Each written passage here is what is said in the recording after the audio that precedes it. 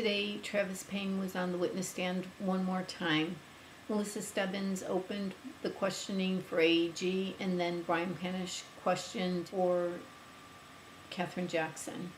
Today started with a discussion about the contract between Travis Payne and AEG. Michael Jackson had to intervene and basically said that Travis Payne's rep should go to the production people and tell them what he thought was fair, and he got the price at that point. They talked about Michael Jackson missing the evening communal rehearsals, and Travis Payne said he had no knowledge as to why he was missing them. He saw Michael Jackson during the day for the afternoon rehearsals. He mentioned that Michael Jackson was busy. He had other projects other than This Is It. He was also working on a new album.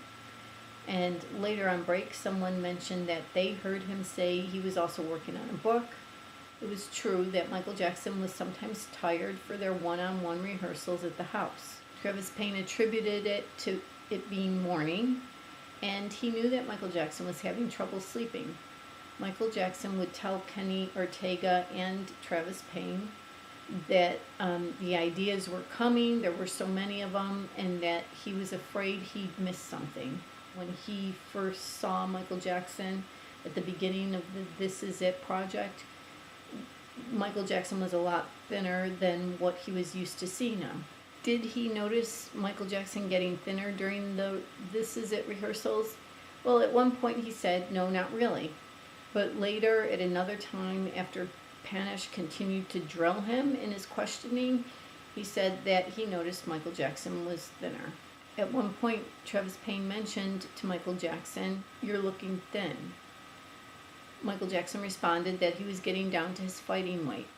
He remembered the day when Michael Jackson was wrapped in a blanket and had heaters on him, and he thought that Michael Jackson was coming down with a cold. We were shown one more time the email where Kenny Ortega wrote Paul Gongaware and offered suggestions as to what might help Michael Jackson's well-being, such as a nutritionist, a physical therapist.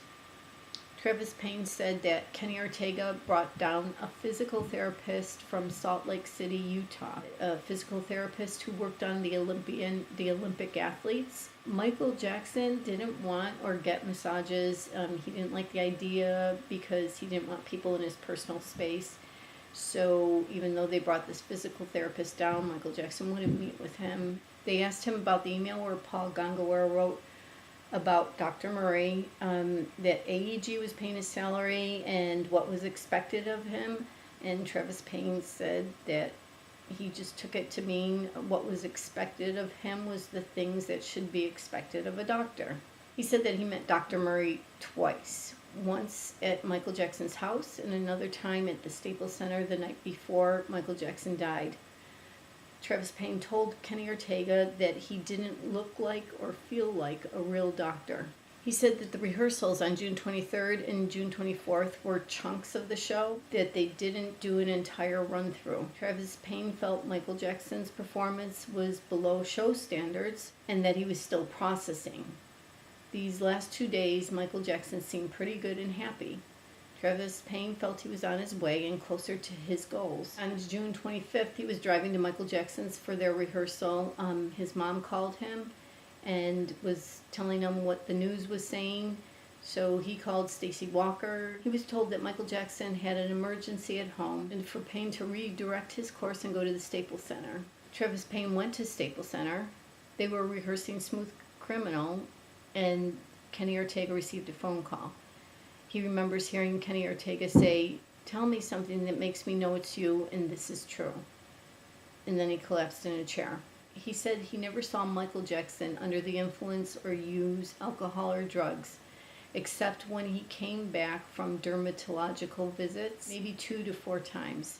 Regarding the editing of This Is It, he said the way that it was edited was intended to be an overview of the rehearsals over various days to show the progress. He said there was no retouching done, but yes, they looked for better clips of Michael Jackson. Brian Panish started questioning him, and it became really volatile. At one point, Panish slammed something down and papers were flying and there was a lot of verbal sparring. It started with whether or not there was a vocal track used in This Is It. They talked about Michael Jackson and his relationship with his children. Travis Payne remembered him mentoring, advising, guiding Prince on filmmaking. That Paris was protective, astute, knowledgeable, and very hands-on. He remembers blanket-liking dance, and he was always near Michael Jackson. Travis Payne often videoed a night blessing Michael Jackson said for his kids. He videoed a lot of the This Is It rehearsals. AEG took all the video from Travis Payne. He never got it back before it was sold to Sony. Randy Phillips requested that footage of Michael Jackson in the red jacket was to be deleted because Michael Jackson looked too skeletal. Payne said he wasn't aware of that. There's footage of Michael Jackson in the red jacket in This Is It. Panish's questioning covered Michael Jackson's love for his mother, his humanitarian works, how Michael Jackson wanted to effect change and was doing his part, but wanted to bring awareness to others so they would do theirs. This Is It was to be a platform for this. He also mentioned in June, AEG was thinking of pulling the plug on the This Is It tour. They discussed Karen Faye. She had gone to Travis Payne with her concerns about Michael Jackson's health. Travis Payne suggested she talk to Kenny Ortega about it. There was also talk about a text that Karen Faye sent to Travis Payne after Michael Jackson died as to why he was lying about Michael Jackson's health before he died. Travis Payne denied receiving the text, and if he received it, he didn't remember receiving it. He talked about how before this partnership between AEG and Michael Jackson, Travis Payne was employed by MJJ Productions, but this time it was AEG. They argued about the rehearsal schedule.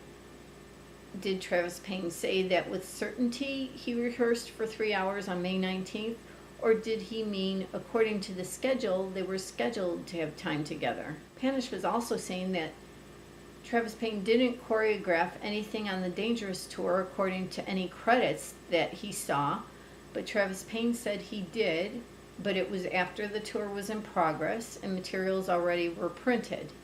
It was getting confusing when Panish kept trying to get Payne to admit that some of Michael Jackson's behaviors could have been symptoms of drug use or abuse. Payne already explained these behaviors away, but admitted that yes, they could be. I didn't understand why Stebbins from AEG was trying to prove MJ hadn't had a drug problem, and it seemed that Panish was trying to prove that he may have. They talked about Michael Jackson wanting a teleprompter for the tour for songs that he's been doing for years. Michael Jackson wanted the security of having a teleprompter, and Travis said it wasn't unusual, but was it unusual for Michael Jackson? Yes. Panish also brought up body doubles, but didn't go anywhere with it, other than revealing that it was the dancer Misha Gabriel who did the jump through the window in Smooth Criminal in This Is It. Michael Bearden had his concerns about Michael Jackson singing live and dancing at the same time. He still wanted a voice in the system. Panish made this seem like it was a bad thing, but this was a new goal for Michael Jackson that he had never done, and is a super achievement if he could have attained it. To dance like he did and sing live had to be a challenge. I left at 3 o'clock, so I left early and have no knowledge of how the day ended. This will probably be my last trial video. I start a new job on Monday. I don't know when I'll be able to make it back there. I just want to express that it's been my pleasure to do this for you. And that's how it was when I was there.